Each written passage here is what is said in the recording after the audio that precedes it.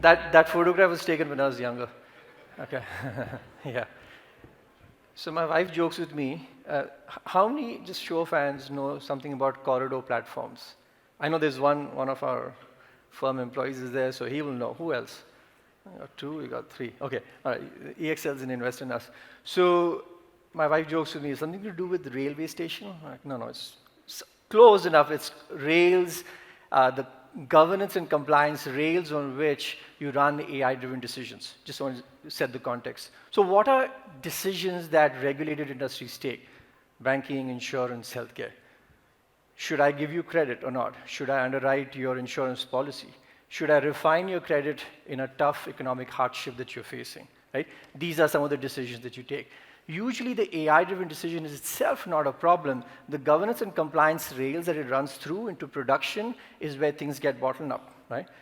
Large institutions take 2 months to put a decision into production.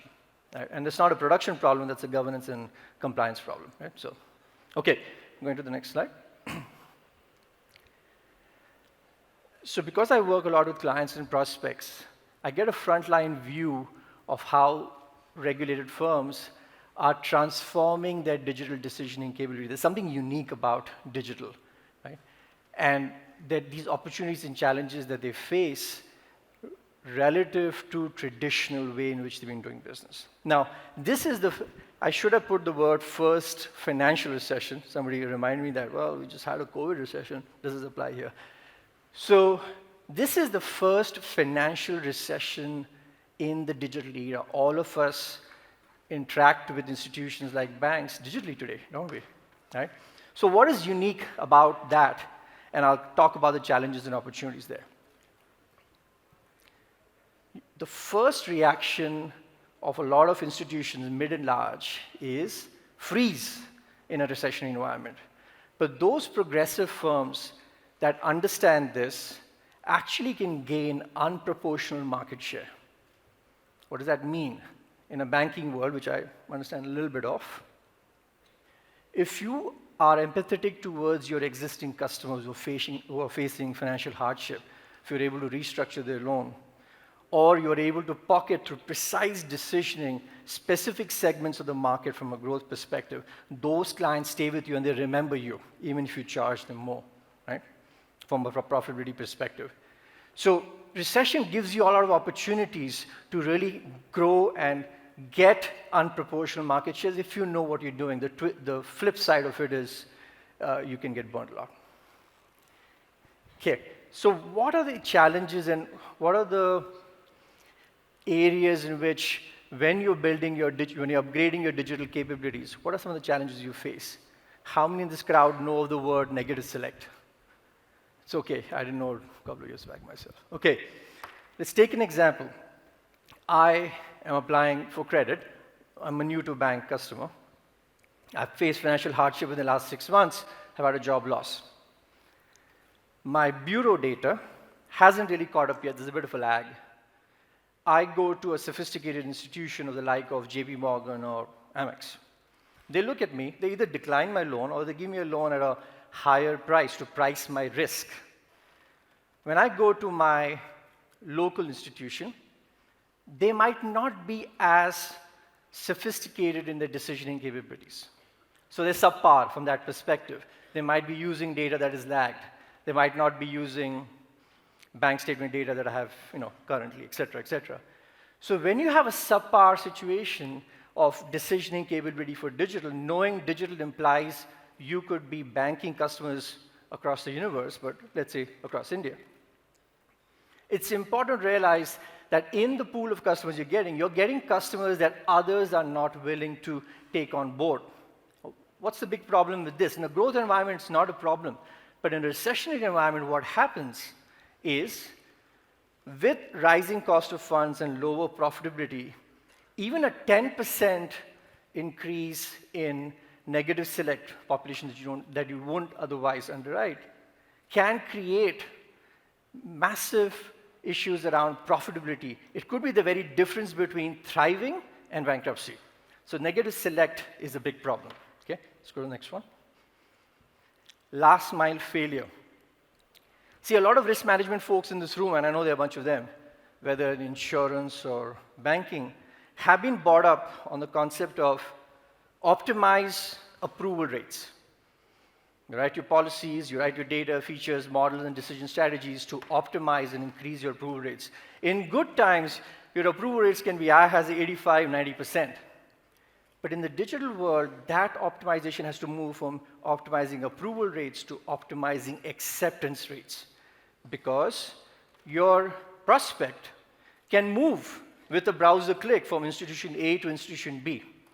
That last mile experience, and there's an example there, simple, but that last mile interaction that you're having is what is defining potential relationship or not.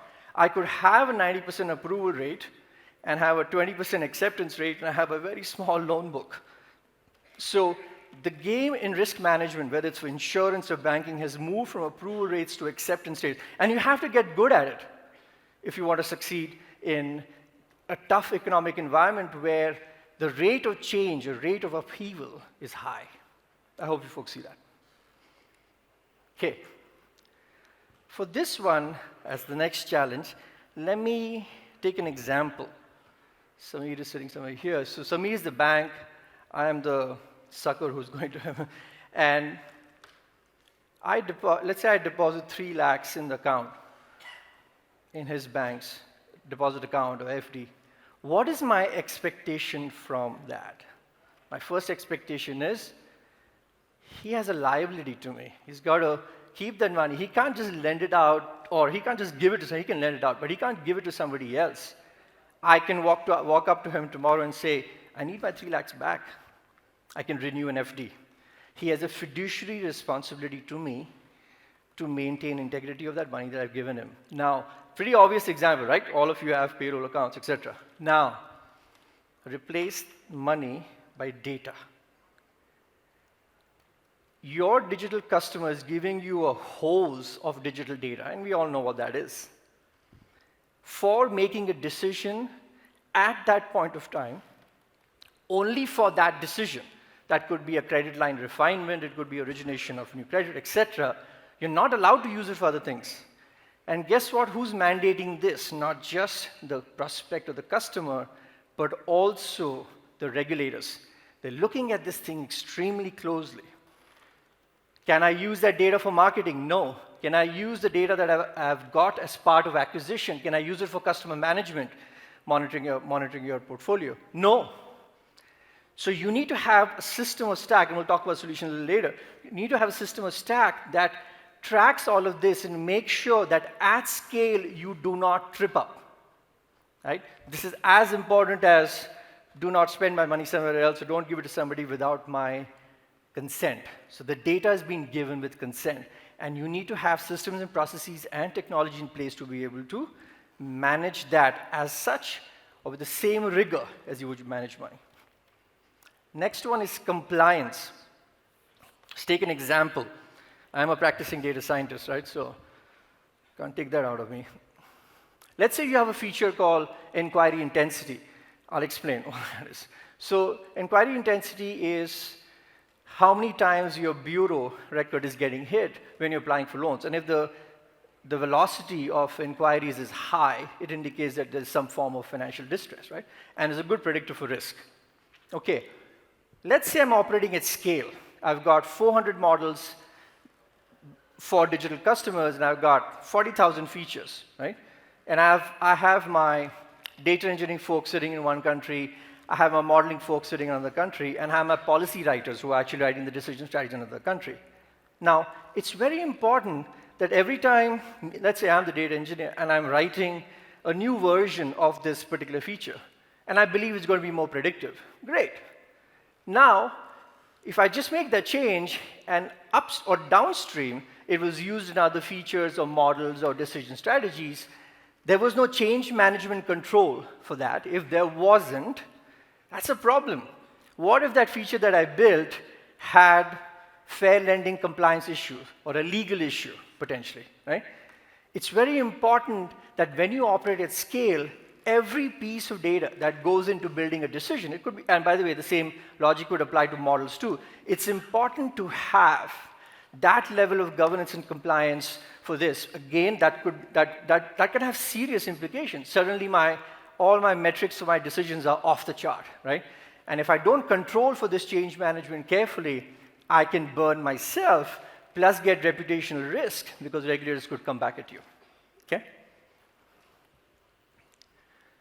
Are you agile? Your competitor makes a pricing change in a near-prime segment for, let's say, installment loans, okay? You have 48 hours from that point to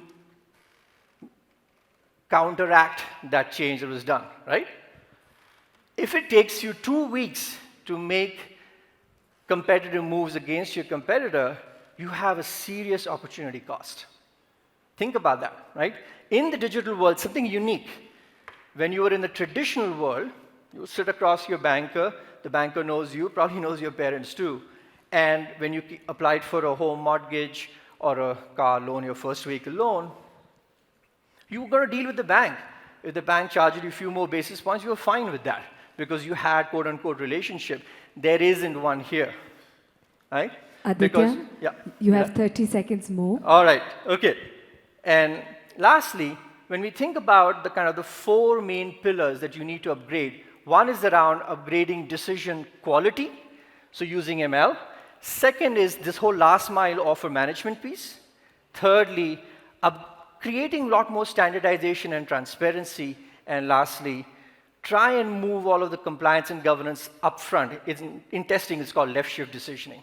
So those are kind of the 4 ways in which you can address some of these digital challenges. Thank you.